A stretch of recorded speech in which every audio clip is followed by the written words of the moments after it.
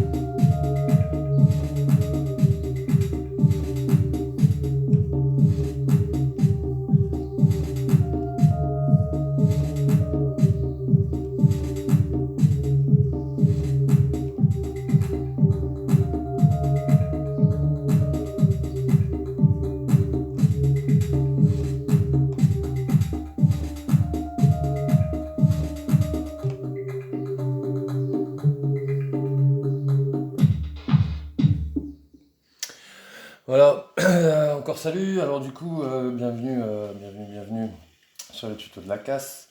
Là, c'était juste un chain mode, mais c'est pas le tuto d'aujourd'hui. Haha. Non, parce que là, j'ai pas beaucoup de temps. Alors du coup, le tuto, c'est le shift. Il sert à plusieurs choses. Donc, on l'a vu sur la vidéo juste avant qu'il y avait le shift undo pour faire le undo. Donc, je le rappelle, c'est hop, excusez-moi, j'avais pris mes notes parce qu'il y en a quelques-uns. Donc tu as Shift et la flèche qui est ici, donc on la voit bien. Ça fait undo. Le Shift avec le pitch, c'est pour le glide. Donc vous pouvez régler le temps que met votre note de passer d'une note à l'autre, du C au D ou quoi que ce soit. Du coup, ça va faire un petit ouin ou pas, ou un super long.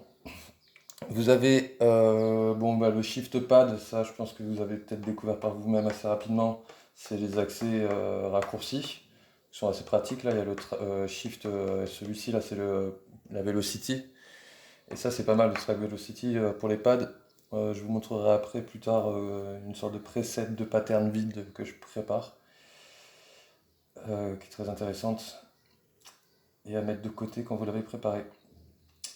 Du coup, vous avez aussi le shift avec ça, pour la sélection des patterns. Quand vous faites shift sélection de pattern, quand vous êtes en mode pattern, et ben, vous allez de pattern 10 en 10. Alors c'est pratique pour aller du 100 au 200 par exemple, et surtout pour éviter de tourner votre potard 36 000 fois et finir par les niquer. Et oui, il faut y faire attention à ces petites machines. Donc en valeur de 10 en 10, on a aussi le shift modulation qui crée ça quand vous faites shift modulation, mais c'est pas forcément 10 en 10. Ce que ça fait, c'est que sur la modulation, vous pouvez choisir par exemple la modulation numéro 0,1. La 0,1 c'est le J plus filter. Et du coup, on va agir sur le filter. Donc après, si je veux agir sur le filter mais d'une autre façon, je fais shift et modulation. Et là, je vais directement au 7 qui s'appelle le G plus BPM filter. Ensuite, je vais au moins filter, moins BPM, LFO, LFO tree, so up. Et en fait, comme ça, c'est que si vous êtes en train de jouer un live et que vous voulez changer, par exemple, vous êtes en train de moduler, là on va changer le pitch, et ben si vous faites shift modulation, vous restez sur le pitch mais avec une modulation différente.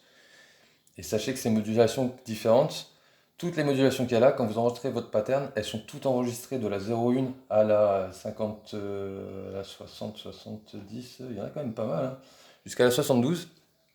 Elles restent preset comme vous les avez mises en fait. Donc vous pouvez toutes les régler une par une. Donc s'il y a un son, vous utilisez que la modulation sur le volume, et ben vous allez faire la modulation en wave, ou modulation par saut de valeur, suivant le style en fait de modulation que vous avez choisi.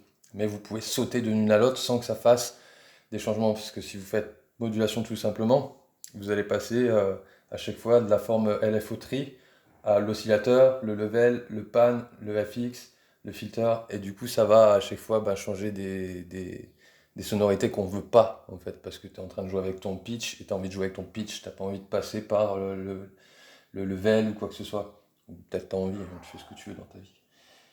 Donc voilà, ça c'est super pratique. Et notamment un petit aparté sur le Step Edit. Quand vous êtes sur le Step Edit et que vous allez sur vos notes, vous avez une note qui est inscrite, vous en avez 4 en fait pour créer des accords. Et ben quand vous êtes sur un pattern qui est une pad qui est à vide là-dessus, vous le sélectionnez, il reste juste en bleu, il n'y a rien qui s'inscrit. Mais si tu le bouges, en fait, il va se mettre comme, enfin, bref, on va dire qu'il est à 0 à la base. Ici, tout est à 0. Et en fait, vous voulez un C4. Ben, tournez pas de C-1 jusqu'à C4. Là, c'est pareil. Vous allez sur C, vous faites Shift, et après, vous avez C-1, C0, C1, C2, C3, C4, et ainsi de suite. Ça marche avec le D. Et pareil, ça fait sauter de note en note. Très pratique, encore une fois. Et, je le redis, économie de potard. Et le plus fragile sur la corque, c'est comme l'alimentation. Vous avez bien vu, j'ai mis une caps de bombe de grave dessus parce que c'est curvé, blabla. Et ouais, les fiches, elles pètent une par une. C'est la merde, il faut les ressouder à un moment. Après, faites-y vraiment attention à votre alimentation, ça peut faire chier. Et pensez à mettre des piles dans cette machine, même si vous ne faites pas du son dans le métro. Euh, Comme ça m'est arrivé, les gens ils craquent. Et, et du coup, parce que sinon, si ça bouge et ben, que ça s'éteint la machine, bah, vous êtes niqué, vous avez perdu votre progression. Voilà, je vous remercie encore à tous. Je crois que j'ai pas oublié de Shift normalement. J'en ai peut-être d'autres à découvrir. S'il y en a qui ont découvert d'autres fonctionnalités du Shift, eh ben, je suis prêt à les recevoir forcément. Je vous remercie encore de vous abonner. Je vous remercie encore de vos commentaires, de vos likes. Et puis je suis ravi en fait de faire cette chaîne parce que je vous avoue, moi, ça fait des années que je me dis, c'est quand même chier que personne fasse des tutos. Alors, il fallait bien que je le fasse un jour ou l'autre.